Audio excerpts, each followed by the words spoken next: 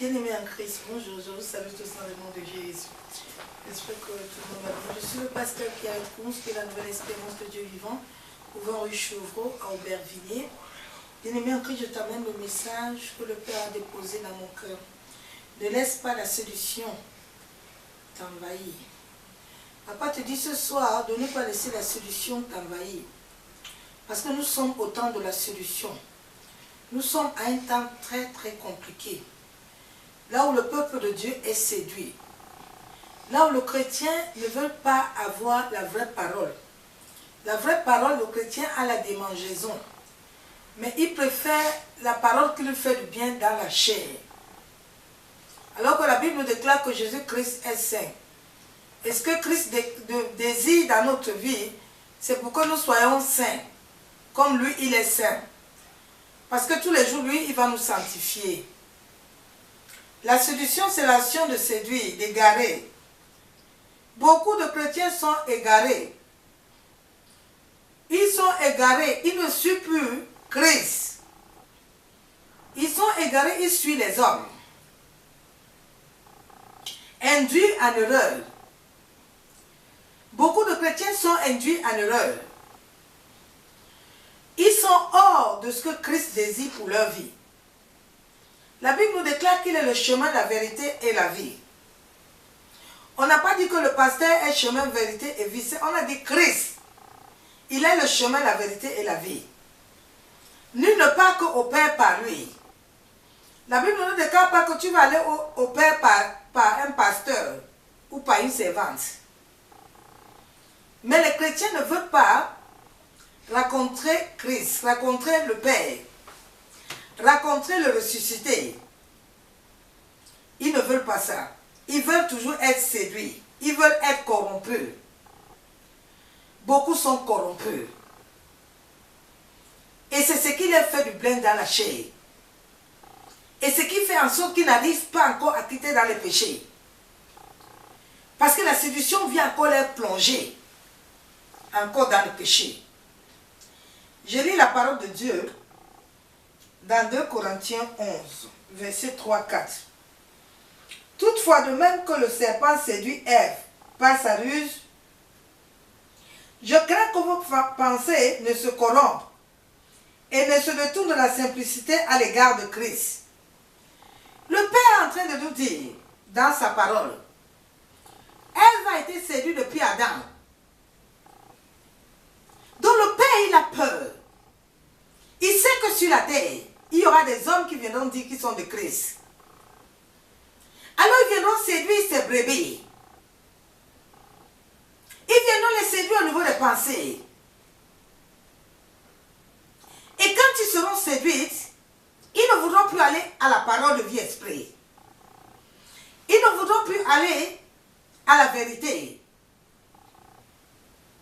Ils voudront seulement ce qui leur fait du bien dans la chair. Regardez un peu ce qui se passe aujourd'hui. Les chrétiens vont à l'église pour les hommes, mais ils ne vont pas à l'église pour Jésus. Leur but principal, qui doit être Christ, ce n'est pas leur but principal. C'est ce que le pasteur va dire, c'est ce que le prophète va dire, c'est ce que l'apôtre va dire, c'est ce que le docteur dit. C'est ce que l'évangéliste dit. Mais ce que Christ dit dans sa parole, là, beaucoup de gens passent le temps dans les églises. Mais ils ne vont pas pour Christ. Ils vont de fois pour leur plaisir personnel. Ils vont de fois pour aller voir les hommes. Mais le ressuscité désire le voir. Ils ne veulent pas. Car si quelqu'un vient vous prêcher un autre Jésus, que celui que nous avons prêché, ou si vous recevez un autre esprit, que celui que vous avez reçu, ou un autre évangile, que celui que vous avez embrassé, vous ne le supporterez fort bien. Dieu dit, nous devons faire attention. Nous devons rester au salut. La Bible déclare que nous sommes sauvés par la foi. Mais aujourd'hui, beaucoup de chrétiens ont perdu la foi à cause de séduction. Ils sont venus à à Jésus pour chercher à manger. Beaucoup sont venus pour chercher le mariage. Beaucoup sont venus pour chercher les enfants. Beaucoup sont venus pour chercher le travail. Ce sont les chrétiens qui sont manipulables, qu'on arrive à vite manipuler. Ce sont des chrétiens que leur âme n'est pas encore restaurée. Ils n'ont pas laissé la rédemption régner dans leur vie. Ils n'ont pas accepté la rédemption. Ils n'ont pas laissé le Saint-Esprit leur briser, leur détruire, afin de les arranger. Ils n'ont pas pris les lois de Dieu qui doivent les transformer. Eux, ils ne sont pas basés sur la parole. Mais eux, ils sont basés sur les gadgets. Ils sont basés sur les huiles. Ils sont basés sur les pommes. Ils sont basés sur l'eau. Qu'on les montre, on les amène à l'église. Mais la Bible ne nous montre pas que Christ avait tout ça. Christ lui-même, il est parole. C'est au nom de Jésus que tout s'accomplit. Mais les chrétiens sont séduits. Ils n'ont pas de discernement spirituel pour comprendre que non. Ce qu'on est en train de me dire de faire là, ça ne vient pas de la parole de Dieu. Ils ne prennent pas le temps d'aller vérifier la parole. Quand on leur donne une prophétie, tout va bien. Ils n'ont pas de confirmation que cela vient de l'esprit. Mais comme ils aiment les prophéties, ils acceptent déjà. Bien-aimés en Christ, nous devons faire attention de la séduction.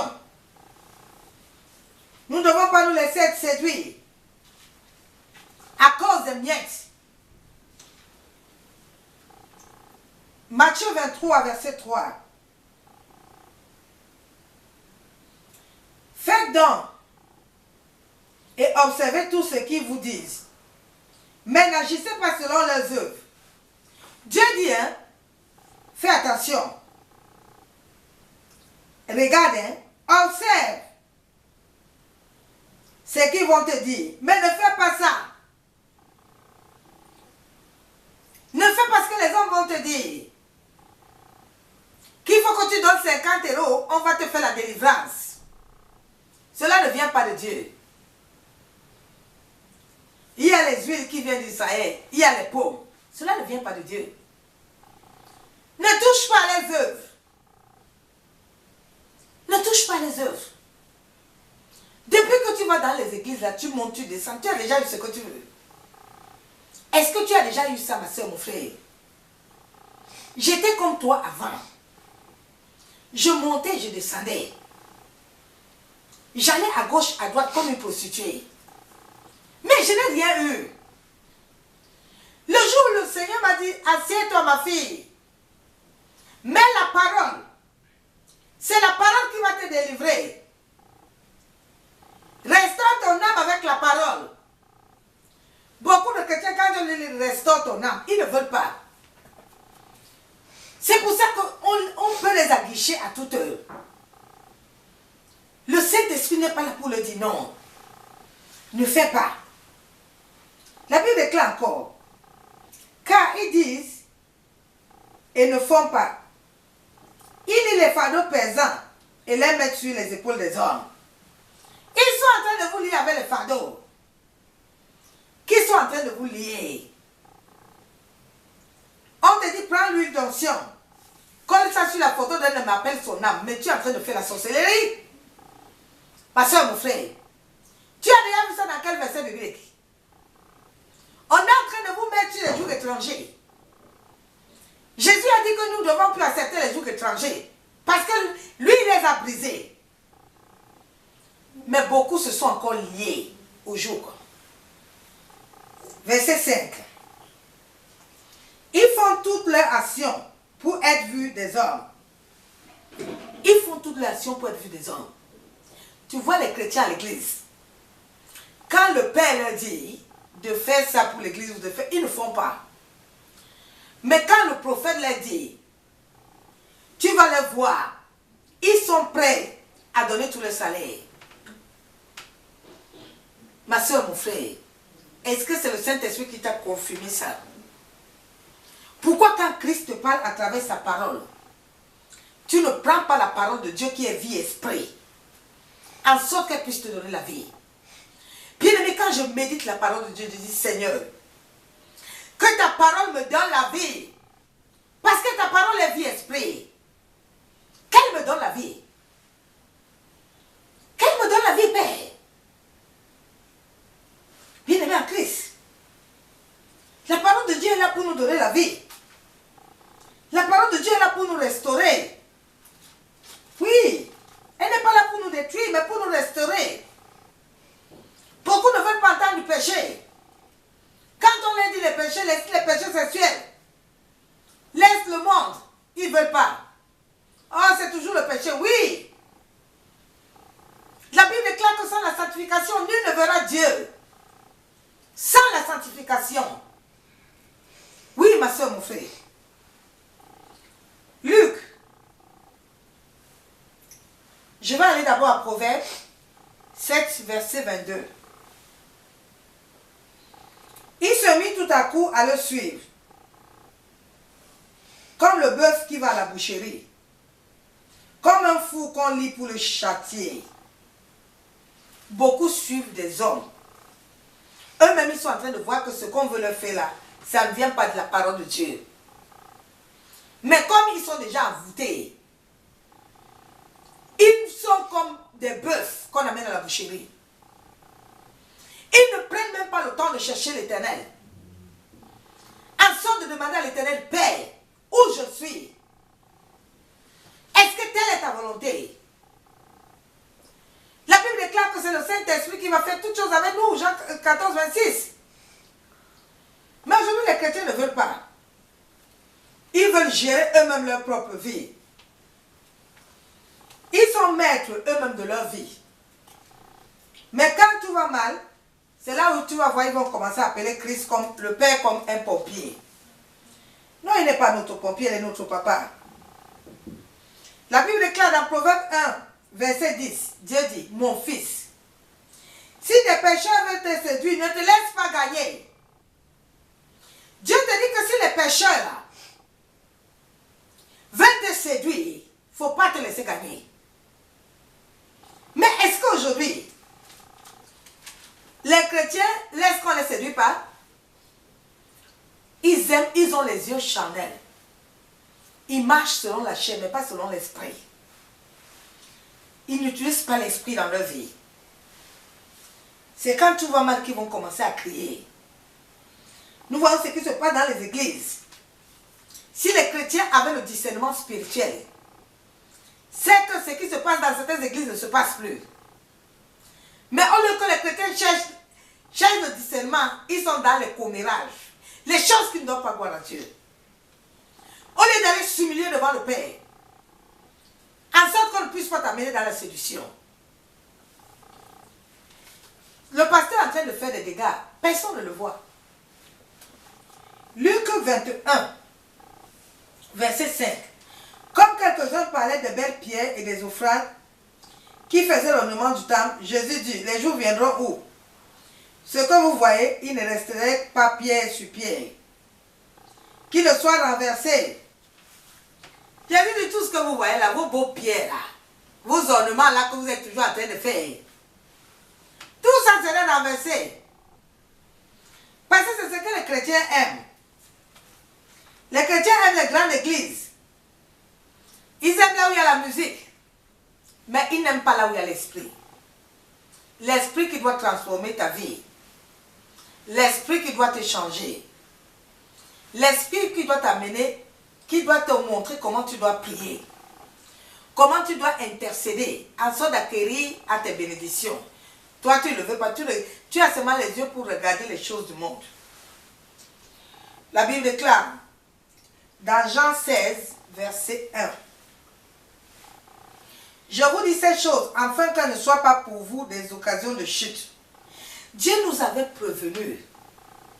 La Bible nous avait prévenus qu'à la fin des temps, ce serait compliqué pour nous les chrétiens.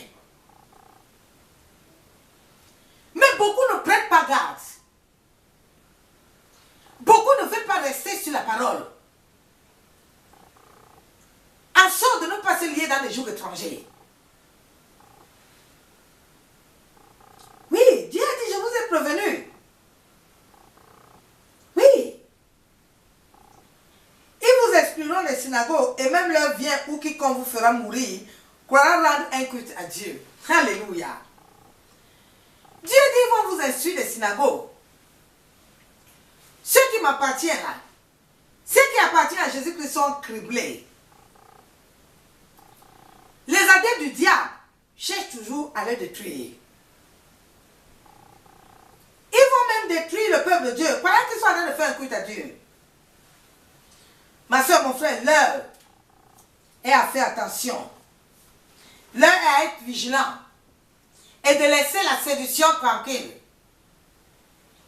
La séduction ne t'amène pas au ciel, mais elle t'amène vers les péchés. Elle ne t'amène pas à la vie éternelle, mais elle t'amène à la mort, à l'enfer. Bien-aimés en Christ, nous sommes dans un temps très mauvais spirituellement. Même pour gagner, nous devons chercher à gagner nos âmes pour qu'elles aient la vie éternelle. L'Église et le peuple sont remplis d'idolâtrie. Ils sont toujours dans des désirs. Alors que Christ a déclaré que nous ne devons pas nous inquiéter de quoi que ce soit. Parce qu'il est vivant. Il s'est fait pauvre en sorte que nous soyons riches. Il peut faire dans notre vie au-delà de ce que nous désirons. L'Église et les chrétiens doivent fuir le péché. Oui. Nous devons fuir des péchés ou des actes de faiblesse charnels qui nous conduisent toujours dans l'attirance des choses du monde. Beaucoup ont oublié l'évangile. Ils ont oublié que nous sommes morts et ressuscités avec Christ. Beaucoup de prédicateurs ont fait de l'évangile un gagne-pain. Selon la chair, mais pas selon l'esprit. Tout tourne à l'argent, au miracle, démoniaque, mais sans vraiment tourner le peuple à la vérité de l'évangile. Beaucoup de chrétiens, leur vie est basée sur l'église, le pasteur, l'équipe pastorale, mais pas sur le but principal de la parole de vie esprit de Jésus-Christ, du Saint-Esprit. Beaucoup de chrétiens ont été conduits selon le monde. Ce qui bloque complètement leur appartenance à Jésus-Christ, par le Saint-Esprit. L'Église, les hommes, ont laissé la vaine gloire environner leur cœur, mais pas le Saint-Esprit. Ils ont chassé l'Esprit de Dieu vivant. À cause des choses du monde, ils ont refusé avoir la filiation en Jésus-Christ. Beaucoup n'ont pas été à l'école de Dieu, l'école du Saint-Esprit, afin de mourir. Ils n'ont jamais passé des épreuves comme le Maître lui-même. Pour eux, venir à Jésus-Christ est une loterie qu'ils annoncent et présentent aux brebis de Dieu, au lieu de leur enseigner que la vie chrétienne n'est pas un jeu, mais une appartenance à un royaume. Donc cela inclut les ordres de ce royaume. Mais dès qu'un nouveau chrétien vient, oui, Dieu va te donner le mariage. Il va te donner enfant, tu seras prospère. Mais est-ce que son état spirituel est aligné sur les principes de Dieu et sur sa parole? Beaucoup d'églises ne parlent jamais de péché. Ils ne parlent pas de sanctification. Parce que celui qui est devant lui-même ne marche pas selon Christ. Ne marche pas selon Dieu. Il ne marche pas selon Dieu. Il ne reflète pas Christ. L'église n'est plus un lieu saint où nous donnons gloire à Dieu. Beaucoup sont dans l'idolâtrie, la religion, Beaucoup se laissent séduire à cause de la taille de l'église, du monde. Mais le cœur de beaucoup sont remplis de la convoitise charnelle, des choses du monde. Il me faut une belle voiture, des chaussures, des vestes, des robes, comme le dimanche. Quand j'arrive, il faut que je monte sur l'estrade, donc il faut qu'on me voie. Quand les chrétiens viennent à l'église, c'est pour regarder comment le pasteur est habillé, au lieu de chercher comment leur âme doit être sauvée. Ils regardent plus les bâtiments que de regarder l'état de leur âme. Beaucoup se disent servir Dieu, alors qu'ils se prosternent devant des dieux étrangers. Bien-aimé en Christ, toi, en tant que serviteur de Dieu, tu ne peux pas avoir l'Esprit de Dieu en toi. Et que tu acceptes que les gens se prosternent sur tes pieds 24 sur 24. Parce que le Saint-Esprit va te dire non. Oui, le Saint-Esprit va refuser ça. Tu vois dans certaines églises, quand le pasteur prêche, c'est là où les gens les tiennent les pantalons. Les gens les tiennent les chaussures, ils mettent les têtes là-bas. Toi, tu te prosternes devant un homme. Dieu a dit, maudit soit l'homme qui se confie beaucoup à l'homme. Oui. Tu connais le Dieu qui c'est? Hein, mon frère, ma soeur? Ne laisse pas la flatterie religieuse envahir ton âme. Beaucoup de faux prophètes ont des langages de beaux parleurs. Ils ont des langages mielleux. Mais les chrétiens, comme ils aiment les prophéties là, des fois cette prophétie ne vient même pas de Dieu. Hein? Elle est en train de venir de la sirène des eaux. Mais comme les chrétiens n'ont pas de discernement, pour savoir qu'à cette heure-ci, l'esprit n'est pas à l'œuvre. Les démons les agitent tellement que eux pensent que c'est Dieu qui est en train de les parler. Alors que c'est Satan qui les manipule comme ça. Réveille-toi un peu, ma soeur, mon frère, il te faut le discernement spirituel. Parce que sans le discernement spirituel, ma soeur, mon frère, ta vie spirituelle, tu vas beaucoup souffrir. Tu souffriras beaucoup. Le diable même va beaucoup te manipuler. Le diable te manipulera beaucoup. Je vois comment Satan fait. Certains chrétiens, ils marchent d'église en église, d'église en église, d'église en église, d'église en église. Parce que l'âme n'est pas totalement restaurée. Tu n'arrives pas à entendre vraiment la voix de Dieu qui doit te canaliser. Donc ce qui fait que tu es partout. Tu vas entendre que c'est Dieu qui m'a dit de partir. Alors que Dieu ne t'a rien dit. C'est le diable qui veut t'enlever